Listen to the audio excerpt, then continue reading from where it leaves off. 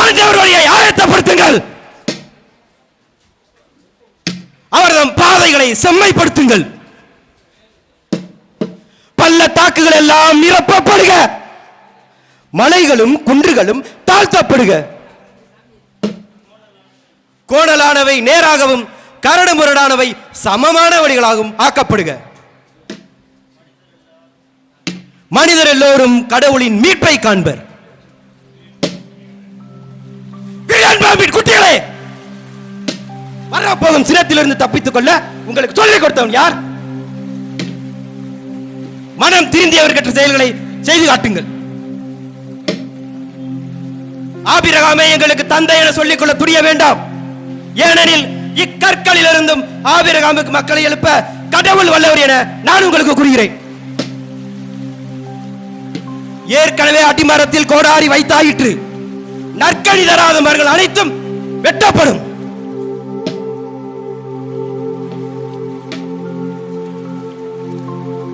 போதகரே, நாங்கள் என்ன செய்ய வேண்டும்? இரண்டாட வைத்திருப்பவன் இல்லாதவனோடு பகிர்ந்து கொள்ளுங்கள். உணவு உடையவனும் அவ்வாறே செய்யுங்கள்.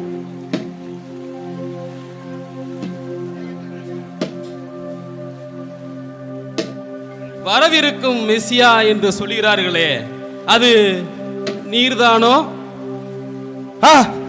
நான் அவர் அல்லேன். அவர் வரவிருக்கும் பாதையை முன்கூட்டியே செப்பனிட வந்தவன். நானோ குறைய வேண்டும், அவரோ உயர வேண்டும். அப்படியானால் நீ எலியாவோ? நான் அவரும் அல்லேன். பாலை நிலத்தில் ஒரு குரல் முழக்கமடைகிறது என்று இசையா தீர்க்கதரிசி முன்பே வசனித்தது என்னை குறித்தே. இதோ கடவுளின் மீட்பு நம் எதிரே உள்ளது. ஆகையால் பாவிகளே, மனம் திரும்பி ஞானஸ்தானம் பெற்றுக் கொள்ளுங்கள். அப்பொழுதுதான் மீட்பு உங்களுடையதாகும். நானோ உங்களுக்கு நீரால் ஞானஸ்தானம் கொடுக்கின்றேன். ஆனால் என்னை விட வல்லவர் ஒருவர் வருகிறார். அவருடைய மிதியடி வரை அவிழ்க்க கூட நான் தகுதியற்றவன். அவரோ தூய ஆவியினும் நெருப்பால் உங்களுக்கு ஞானஸ்தானம் அருளுவார். அவரோ தன் கையில் சுலகை கொண்டு கோதுமைகளையும் பதர்களையும் தனித்தனியே பிரித்தெடுப்பது போல நல்ல ஆத்மாக்களை கொண்ட நல்ல மனிதர்களையும் கெட்ட ஆத்மாக்களை கொண்ட கெட்ட மனிதர்களையும் தனித்தனியே பிரித்தெடுப்பார். நல்ல ஆத்மாக்களை கொண்ட நல்ல மனிதர்களையோ தன் நித்திய பரலோக ராஜ்யத்தில் சேர்த்திடுவார். ஆனால் கெட்ட ஆத்மாக்களை கொண்ட கெட்ட மனிதர்களையோ அன்னையாக்கினியில் சுட்டெரிப்பார். இதோ கடவுளின் செம்மறி, இவரே வரவிருக்கும் மெசியா.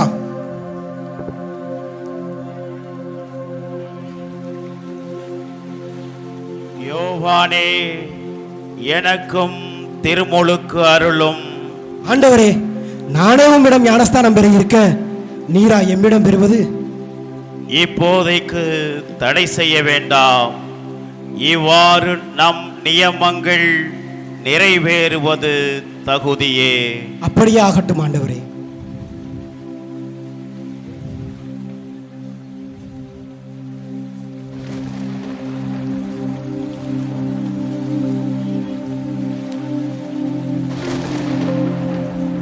நீரே என் அன்பார்ந்த மகன், உம்மிடம் நான் பூரிப்படைகிறேன்.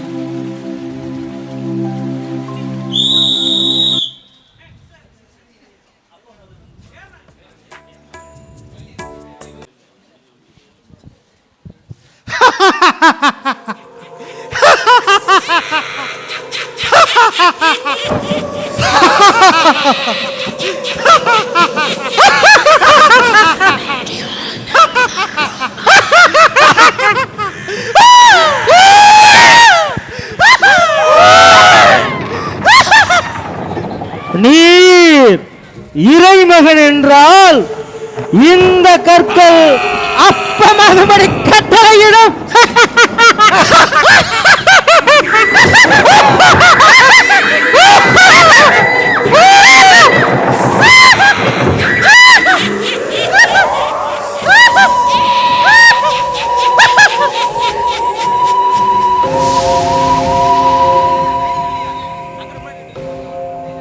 மனிதன் உயிர் வாழ்வது அப்பத்தினால் மட்டுமல்ல, கடவுளின் வாயிலிருந்து வரும் ஒவ்வொரு வார்த்தையாலும் அவன் உயிர் வாழ்கிறான் என்று மறைநூலில் எழுதியுள்ளது.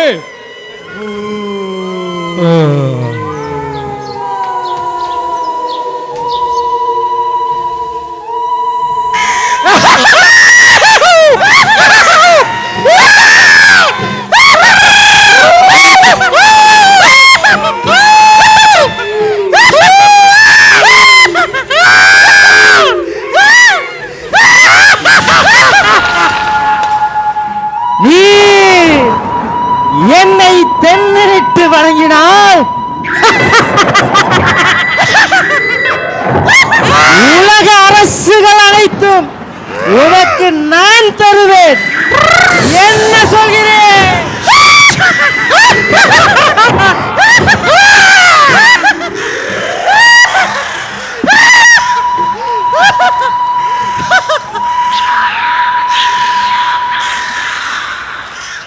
உன் கடவுளாகிய ஆண்டவரை வணங்கி அவர் ஒருவருக்கே பணிவிடை செய்வாயாக என்று மறைநூலில் எழுதியுள்ளது.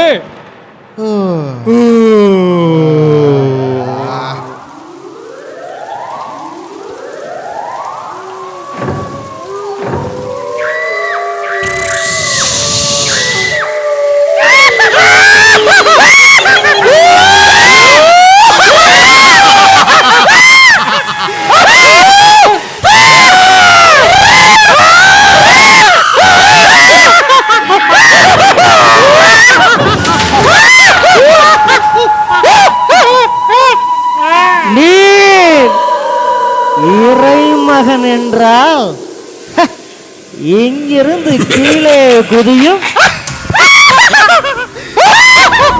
உன்னை பாதுகாக்கும்படி கடவுள் தம் தூதருக்கு உம்மை குறித்து கட்டளையிடுவார் அல்லவா?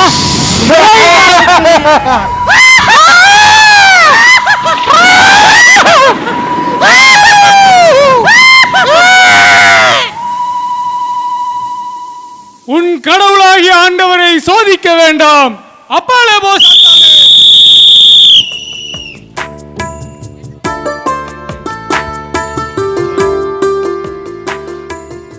ஜீவியத்தின் அப்பம் நானே, என்னிடத்தில் வருகிறவன் பசியடையா, என்னை விசுவசிக்கிறவனும் ஒரு காலும் தாகமடையா. என் பிதாவானவர் எனக்கு தந்தருளின யாவையும் என்னிடத்தில் வரும். என்னிடத்தில் வருகிறவனையோ நான் புறம்பே தள்ளுகிறதில்லை. ஏனெனில் என் சித்தத்தை அல்ல, என்னை அனுப்பின என் பிதாவின் சித்தத்தை நிறைவேற்றும்படி நான் பரலோகத்திலிருந்து இறங்கி வந்தேன். என்னை அனுப்பின என் பிதாவின் சித்தம் யாதெனில், அவர் எனக்கு தந்தருளின யாவற்றிலும் யான் ஒன்றையும் இழந்து போகாமல் அதை கடைசி நாளில் உயிர்ப்பிக்க வேண்டும் என்பதுதான். சுதனாகிய என்னை கண்டு என் பேரில் விசுவாசமாயிருக்கிற யாவரும் நித்திய ஜீவியத்தை அடைய வேண்டும் என்பது என்னை அனுப்பின என் பிதாவின் சித்தமாயிருக்கிறது. சீசர்களே, வாருங்கள், மலை மீது ஏறிச் செல்வோம்.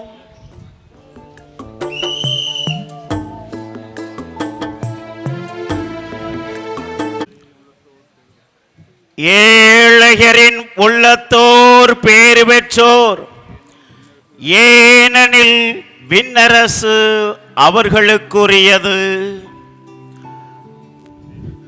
துயருவோர் பேறு பெற்றோர், ஏனெனில் அவர்கள் ஆறுதல் பெறுவர். கனிவு உடையோர் பேறு பெற்றோர், ஏனெனில் அவர்கள் நாட்டை உரிமை சொத்தாக்கிக் கொள்வர்.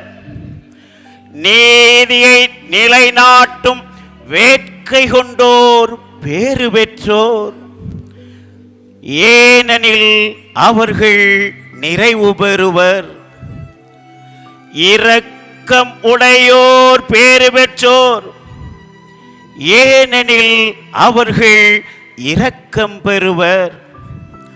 தூய்மையான உள்ளத்தோர் பேறு பெற்றோர், ஏனெனில் அவர்கள் கடவுளை காண்பர். அமைதி ஏற்படுத்துவோர் பேறு பெற்றோர், ஏனெனில் அவர்கள் கடவுளின் மக்கள் என அழைக்கப்படுவர்.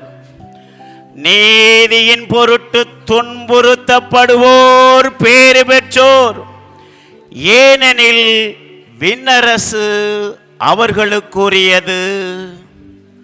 சீசர்களே, வாருங்கள் செல்வோமாக.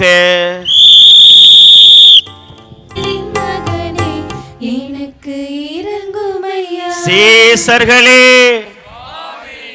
என் பொருட்டு மக்கள் உங்களை இகழ்ந்து துன்புறுத்தி உங்களை பற்றி இல்லாதவை பொல்லாதவை எல்லாம் சொல்லுகிற போது நீங்கள் பேறு பெற்றவர்களே. மகிழ்ந்து பேருவகை கொள்ளுங்கள், ஏனெனில் விண்ணுலகில் உங்களுக்கு கிடைக்கும் கைமாறு மிகுதியாகும். சீசர்களே, நீங்கள் பூமியின் உப்பாக இருக்கிறீர்கள். உப்பு சாரமற்று போனால் தெருவிலே கொட்டப்பட்டு மனிதர்களால் மிதிக்கப்படும். நீங்கள் உலகின் ஒளியாகவும் இருக்கிறீர்கள். தீபத்தை கொளுத்தி மரக்காலின் கீழ் வைக்காமல் அது யாவருக்கும் ஒளி கொடுக்கும்படி ஓர் விளக்கு தண்டின் மேல் வைப்பார்கள். அவ்வனமே உங்கள் நற்கிரிகைகளை கண்டு பரலோகத்தில் இருக்கிற உங்கள் பிதாவை மகிமைப்படுத்தும் பொருட்டு உங்கள் ஒளி அவர்கள் முன்பு ஒளி வீச கடவது. வேத பிரமாணத்தை ஆகிலும் தீர்க்க தரிசனங்களை எங்கிலும் நான் அழிக்க வந்தேன் என்று நீங்கள் நினைக்க வேண்டாம். அழிப்பதற்கு அல்ல, அவற்றை நிறைவேற்றுவதற்கே நான் வந்தேன். மெய்யாகவே மெய்யாகவே நான் உங்களுக்கு சொல்லுகிறேன், இந்த வானமும் பூமியும் அழிந்து போகுமுன் வேத பிரமாணத்தில் உள்ள சகலமும் நிறைவேறுமே ஒழிய அதில் உள்ள ஒரு புள்ளியோ எழுத்தோ நிறைவேறாமல் போவதில்லை என உறுதியாக உங்களுக்கு சொல்லுகின்றேன். பரலோகத்தில் இருக்கிற உங்கள் பிதா உத்தமராயிருக்கிறது போல நீங்களும் உத்தமராக இருங்கள். கொலை செய்யாதிருப்பாயாக. கொலை செய்கிறவன் நியாய தீர்ப்புக்கு ஆளாகிறான் என்று மோயிசன் ஆகமத்தில் நீங்கள் கேட்டிருக்கிறீர்கள் அல்லவோ? ஆனால் நானோ உங்களுக்கு சொல்லுகிறேன், தன் சகோதரனை கோபிக்கிற எவனும் நியாய தீர்ப்புக்கு ஆளாகிறான். ஆதலால் பீடத்தின் முன்பாக உன் காணிக்கையை செலுத்த வரும்போது உன் சகோதரன் உன் மீது மனத்தாங்கலாயிருக்கிறான் என்று உன் நினைவுக்கு வந்தால் பீடத்தின் முன்பாக உன் காணிக்கையை வைத்துவிட்டு முந்த முந்த உன் சகோதரனோடு போய் உறவாடப்போ. பின் வந்து உன் காணிக்கையை கடவுளுக்கு செலுத்துவாயாக. பொய்யானையிடாமல் ஆண்டவருக்கு உன் காணிக்கையை செலுத்துவாயாக என்று பூர்வீகத்தாருக்கு சொல்லப்பட்டிருக்கிறது. ஆனால் நானோ உங்களுக்கு சொல்லுகிறேன், எவ்விதத்திலும் யாரையும் நீங்கள் ஆணையிட வேண்டாம். பரலோகத்தின் மீதும் நீங்கள் ஆணையிட வேண்டாம். ஏனெனில் அது சர்வேசுரனுடைய சிம்மாசனம். பூலோகத்தின் மீதும் நீங்கள் ஆணையிட வேண்டாம். ஏனெனில் அது அவரது பாதப்படியாய் நிகழ்கிறது. நீ உன் தலை மீதும் ஆணையிடாதே. ஏனெனில் உன் ரோமத்தை வெண்மை அல்லது கருமையாக்க உன்னால் முடியாது. விபச்சாரம் பண்ணாதிருப்பாயாக என்று பூர்வீகத்தாருக்கு சொல்லப்பட்டிருக்கிறது. ஆனால் நானோ உங்களுக்கு சொல்லுகின்றேன், ஒரு பெண்ணை இச்சையோடு நீங்கள் பார்க்கின்ற போது அவளோடு நீங்கள் விபச்சாரம் செய்தாயிற்று. உன் பிறனை சிநேகித்து உன் சத்துராதிகளை பகைப்பாயாக என்று பூர்வீகத்தாருக்கு சொல்லப்பட்டிருக்கிறது.